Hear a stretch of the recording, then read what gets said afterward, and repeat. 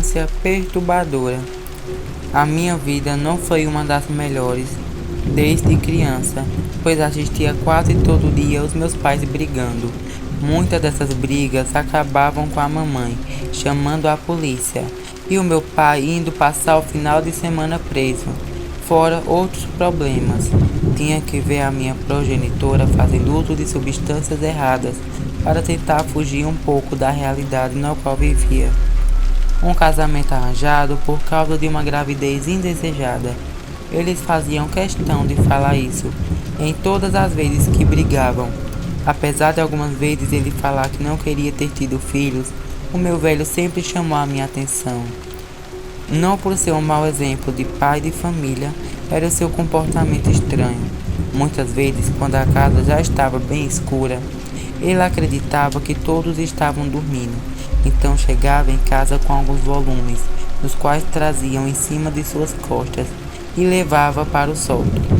Essa é a parte interessante. Eu passei a minha infância até a adolescência, logo antes de completar 18 anos e morar com os meus tios, acreditando que meu pai fosse um psicopata. Você pode se perguntar, como é que uma criança pode ter essas coisas na cabeça? É algo tão horrível. Bem, desde criança sempre tive acesso à internet e gostava muito de assistir e ler conteúdo sobre assassinos em série. Aquilo me fascinava e deixava-me excitado para alguém tão jovem. De acordo com alguns perfis, o meu pai se enquadrava em alguns destes. Um sujeito com indícios de problemas mentais graves, sofreu abuso dos próprios pais, o cheiro de podridão que vinha do sótão. Isso sempre foi ignorado por minha mãe, e além do mais, escondendo o rosto com aquilo e levando quase todas as semanas coisas para o sótão, as quais deixavam um odor terrível em nossa casa. Outros fatos merecem mais atenção sobre o papai. Estes que eram bem exóticos. Eu imagino que qualquer outra criança ficaria com medo se estivesse na minha pele. Naquela época, por exemplo, o meu pai costumava colocar uma máscara de palhaço todas as noites, nas quais aparecia com aquelas coisas dentro de casa.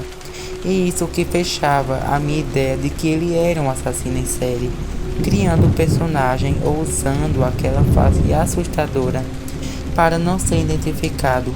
Algumas vezes o meu pai, quando queria agredir a minha mãe, usava aquela máscara, deixando a minha progenitora ainda mais à beira da loucura.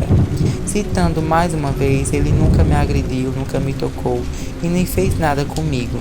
Contudo, olhava em mim e em seus olhos, talvez, sentindo o mesmo que eu sentia. Um vazio. O velho sempre notou que eu não tinha medo, apenas aceitava a situação na qual estava vivendo. E isso foi o que eu passei quando morava em minha velha casa.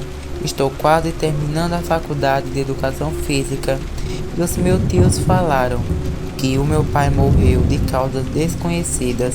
Acho que faz mais ou menos 2 anos que a mamãe faleceu. Com a morte do meu velho, de tudo, meu pai nunca foi agressivo comigo, além de maltratar a minha mãe, como se ela fosse uma mulher qualquer. Um mistério estava em minha cabeça. O que meu pai guardava todo esse tempo no solto? Lembro que alguns conhecidos e até mesmo meus amigos de infância desapareceram quando ainda morava com os seus pais. Não pretendiam falar sobre esse detalhe peculiar, no entanto faz parte da minha história. Nessa época eu pedi para ficar no porão, já que não dava para escutar minha mãe chorando e nem o meu pai fazendo barulhos estranhos no sótão. Todas as semanas. Sei que você está querendo saber sobre os desaparecimentos, não é mesmo? Bom, a primeira pessoa que lembro foi o meu melhor amigo. Este tinha um comportamento estranho, um pouco afeminado. Meu pai não aprovava nossa amizade, achando que eu iria virar uma garotinha. Em poucos dias ele sumiu. A minha professora também desapareceu, esta que pegava no meu pé por conta de meio ponto e reprovando-me em algumas matérias. A vizinha barulhenta, a senhora Yasmin, costumava escutar televisão alta e não me deixava dormir. Isso também foi motivo para desaparecer. A última pessoa, se eu não estiver enganado, que desapareceu foi a ex-namorada de meu pai, esta que traiu ele sempre quando o velho estava agredindo a minha mãe. tratava ela como se fosse a sua velha namorada, chamando a minha progenitora pelo nome da sua ex. Quando perguntava o que o meu pai achava dos desaparecimentos misteriosos, ele sorria que ninguém iria sentir falta deles. Eu apenas concordava com o sorriso no rosto, olhando para o meu velho pai com a mesma aparência abatida. Olhando para mim, como eu disse, faz pouco tempo que meu pai havia morrido e todo esse tempo eu nunca entrei no sótão para saber o que ele fazia lá. Cheguei até a minha velha casa e fui em direção ao sótão, o qual deparei com um lugar bizarro. Estava cheio de filhotes de vaca. Eu reconheci todos aqueles esqueletos. Tinha um velho computador daqueles antigos no local. Achava que o cheiro de podridão seria de corpos de vítimas do meu possível pai, serial killer. Mas não. O computador não tinha segredo para abrir. Encontrei vários arquivos quais envolviam necrofilia e zoofilia, se eu não me engano. O meu pai gravava vídeos nos quais compartilhavam na internet, violando aqueles corpos que levava para o sótão. Esse era o segredo do velhote. É um pouco frustrante. Eu acharia que conseguiria me identificar com meu pai de alguma forma. Porém, aquela figura cheia de mistérios não passava de um tarado com gestos bizarros. Não pretendia ficar na minha casa por muito tempo. Quando cheguei aqui, a minha intenção era matar a curiosidade e a nostalgia do lugar. Apesar da minha infância perturbadora, decidi voltar onde dormia no porão. Bateu uma melancolia forte. Quando cheguei lá, a minha cama estava no mesmo local.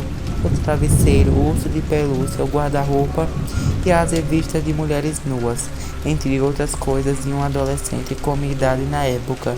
Quando pisei no chão, senti aquela terra fofa e observei cada lugar no qual enterrei as pessoas que matei. O meu melhor amigo no canto, a diretora é no outro e a minha professora próxima da minha cama. A minha vizinha, a garotinha da casa, um mais pouco distante, enterrada embaixo do tapete, o qual eu fazia os deveres da escola. Eu dormia todos os dias olhando para aquelas covas rasas, sentindo-se muito especial e poderoso. Pensando melhor, acho que ficarei em minha velha casa e também acredito que vários outros corpos deixaram o meu quarto mais aconchegante como já foi em minha infância. Bom, pessoal, esse foi a lenda de hoje.